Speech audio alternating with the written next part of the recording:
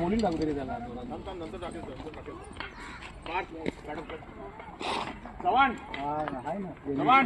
जनील सामने सामने net device चांगलं कंट्रोल केलं मागच्या वेळेला 184 चमना का लावते डायनामोवर और तू यहाँ से 6 बजे के बाद 6 बजे से पहले यहाँ 6 बजे यहाँ निकल जाना रुकना नहीं पहले बोलो त्यामुळे रवींद्र संधीची ती विकेट कारण रवींद्र जर भाग घ्यायला पाहिजे तर घेतलेली काय हरकत नाही गुजरातमध्ये गुजरातच्या माध्यमातून चांगली कॅप्टनशिप झाली तसं झालं नाही चॅम्पियनशिप 2025 मात्र त्यांनी लीड केलं असेल क्रिकेटला त्यामुळे ज्या ठिकाणी ते का करत असल्याने घरी तो मांडावं लागेल त्यांच्या वतीनं आणि त्या पद्धतीने प्ले पहिला सामना जो होईल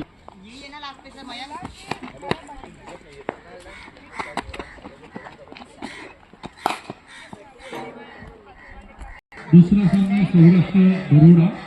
आणि तिसरा सामना अत्यंत महत्त्वाचा मुंबई महाराष्ट्र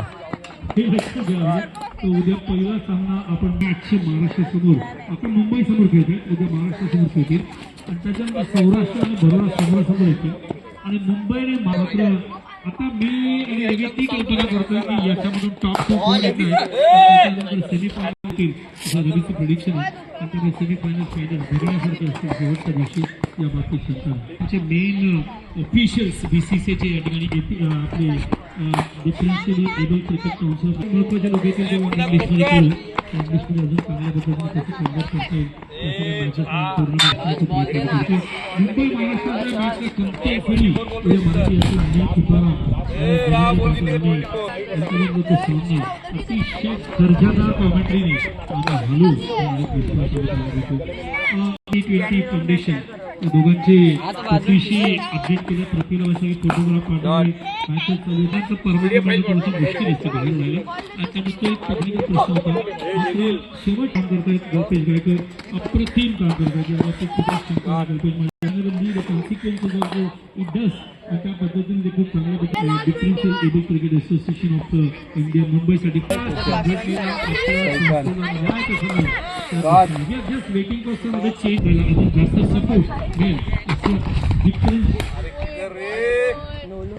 विश्वास या ठिकाणी व्यक्त करतो तसंच आज सचिन पाटील होते आमचे ST20 फाउंडेशनचे प्रोप्रायटरी सुद्धा खूप सपोर्ट करत थँक्यू महेश नेहमीच करतात शंका नाही आणि तसंच आमचे आदिश्वर के जैन